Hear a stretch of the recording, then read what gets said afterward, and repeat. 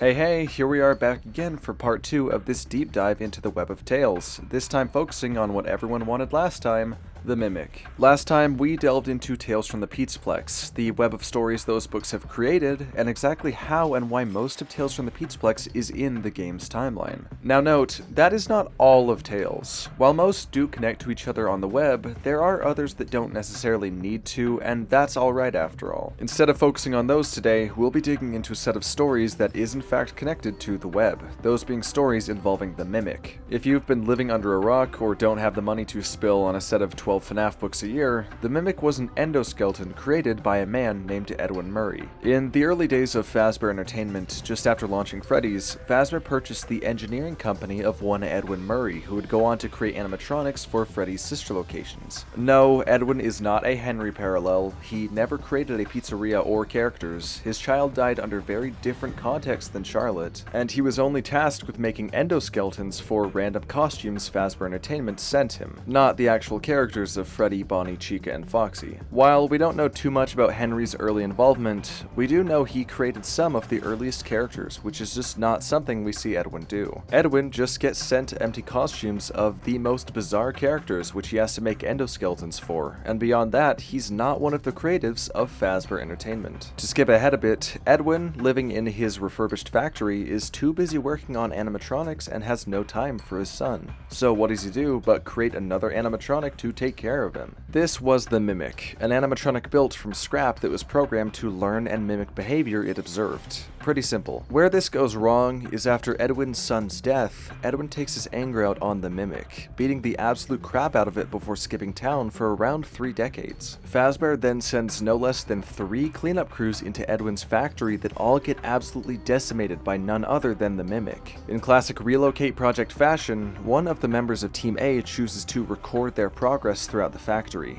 and another member had the bright idea to equip the local murder endo with legs. You see, covering basically the same concept, now with different reasons as with Henry in the novel trilogy, Edwin not only put all his agony into the Mimic, but taught it what violence was. And whether it had the capability to know right from wrong, it would mimic exactly what he did to it for decades to come. Now, this theory isn't so much of a recap of the Mimic's many appearances in Tales, so much as it's the basics of what the Mimic is as well as what it's not. Like I said, the Mimic's origin story is similar in some aspects to Henry's Charliebots in the novels, but it's different in just as many, if not more ways. First of all, the Mimic's built before Edwin's son ever dies. Meanwhile, the Charliebots are built in direct response to Charlie's death, and thus the reasons they both get tormented by their creators are completely different. Also, the Mimic isn't exactly driven by as much agony as it is its programming to mimic. No Charliebot was built to mimic an already dead Charlie, only to recreate her based on Henry's memories of her, which is just so very far from the purpose of the Mimic. And last, but certainly not least, what would be the point of creating a character to parallel not Games Henry, but Novels Henry of all people, who is a very different person from the current Games Henry? Comparing Edwin to Henry requires merging both Games and Novels Henry, cherry-picking his daughter's death from the games and mixing it with the robots he built in the novels, which is just not how this can work. There'd be no point. Also, the Mimic just coexists with Circus Baby in the game's timeline. Of course you can't have it as a Circus Baby or something when it's off in Fazbear storage somewhere. If you want a better recap of the stark problems with comparing Henry to Edwin, check out D-Muted's video where he does it in better words than I ever could have. Now, right here is where we're actually going to diverge a bit into what you'll all actually want, the Mimic's appearances in the epilogues. Originally, this script was written with the idea that we don't actually know much about the Mimic itself in the epilogues, but with the recent release of the Tiger Rock and its epilogues, we finally received exactly what we needed to close the case on the Mimic. In Tiger Rock's epilogue, the Mimic went from simply killing those around the pizza place to accidentally climbing inside one of its victims who is hiding inside a mascot costume. Both Kelly and Lucia decide it might be a good idea to hide in mascot costumes since the Mimic seems to only target humans it thinks are endoskeletons. But we all know the Mimic loves squeezing into its own costumes, resulting in the very gruesome death of our second to last protagonist, Kelly. Now, normally something like this might not ring too many bells other than being just another gruesome murder, but if you think back to the overarching plot of these epilogues, epilogues, you can accurately determine and predict exactly what's going on here. In the epilogues, we have a murderous endoskeleton who ends up wearing the corpse of one of its victims in Freddy Fazbear's Pizza Place. And what do we have in Security Breach but a murderous endoskeleton wearing a corpse in Freddy Fazbear's Pizza Place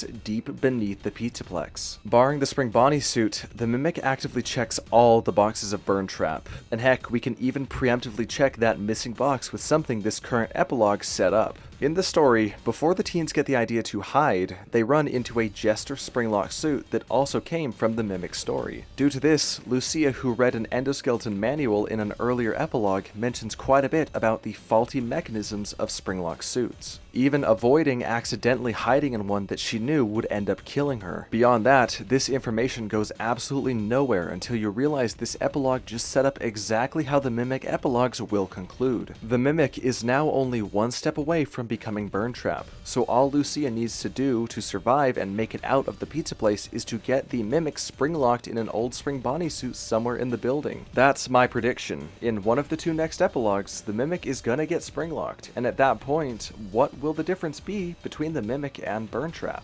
Despite how disgustingly easy it is to predict how Tales is going to play out, some are still dead set that the Mimic is paralleling Burntrap. I don't want to be throwing too much shade at Rytoast or any other theorists, but how could someone take what was the most blatant explanation for Burntrap and butcher it into somehow being 99% accurate to the epilogues, but somehow the Mimic just climbs into Afton's corpse or something? At this point, the Mimic is Burntrap. It's in the FNaF 6 pizzeria, it's wearing a corpse, it's going to get spring-locked soon.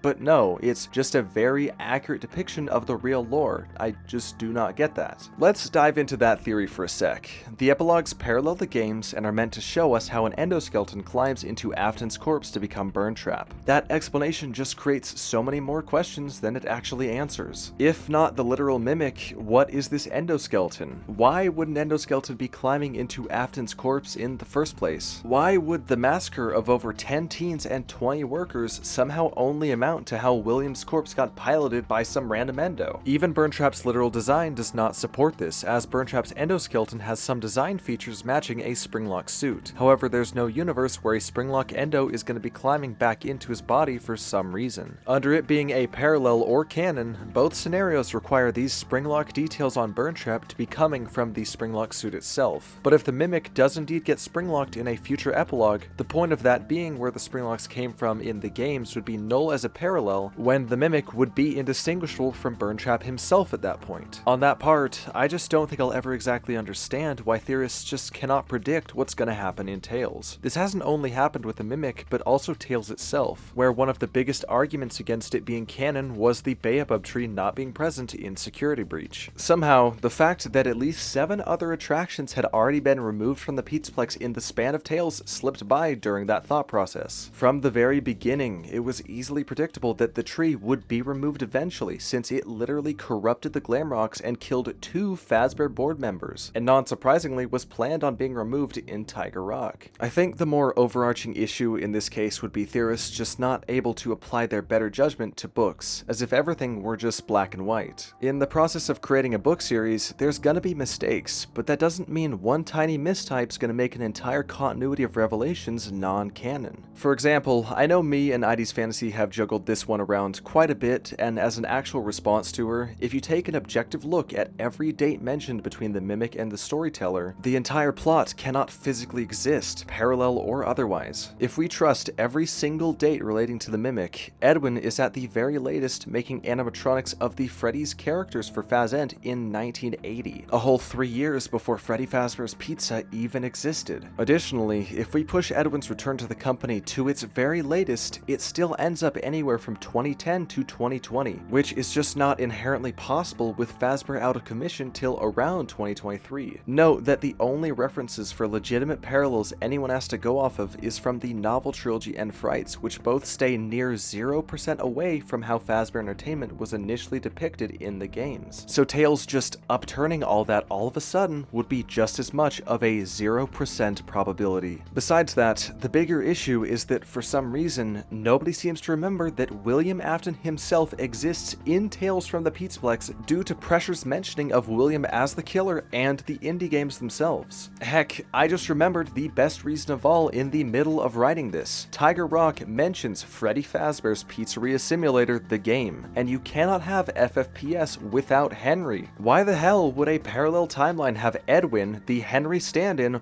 while it just straight up also has Henry and William Afton himself? So all in all, this discussion could have been cut so much shorter if we just treated the books in shades of grey rather than black and white. Like how Charlie's birthday constantly changed in the novel trilogy, Scott and Andrea just messed up some of the dates and tales, but that does not make those stories impossible to solve. They just need a bit of common sense to figure out what might have been intended. So, to recap with these new revelations of Tales in the game's timeline, Tales has been built with the understanding that FNaF 1 through 6 are all indie games in the universe, confirming without a shadow of a doubt the existence of William and Henry in Tales once and for all, and debunking Edwin as a Henry parallel. From there, the origins of the Mimic take place around the 80s. Meanwhile, Edwin's return to the company can happen as early as Fazbear Entertainment's resurgence around 2023, though a specific year I'm not sure of yet. Soon after, the Pizzaplexes begin construction, but not before the Mimic is repaired and shipped to the FNaF 6 location, where it massacres over 30 people, wearing one of their corpses, getting springlocked, and becoming Burntrap. From there, the Pizzaplex is completed, many attractions are added and removed like the Baobab tree, and we ultimately enter the present day with Security Breach, and I don't think anyone could tell me that that explanation is not simpler than a complex set of parallels where things are near identical, but still not good enough. And with that, I'd like to thank you all for watching. Sorry if this video might have felt a bit targeted, but I just kinda had to get it out there about how dumb this whole conversation's really been. Hopefully Ruin will be dropping soon, so we should have something else to focus on in the meantime before Tales 8. But for now, take care and I'll see you next time. Bye bye!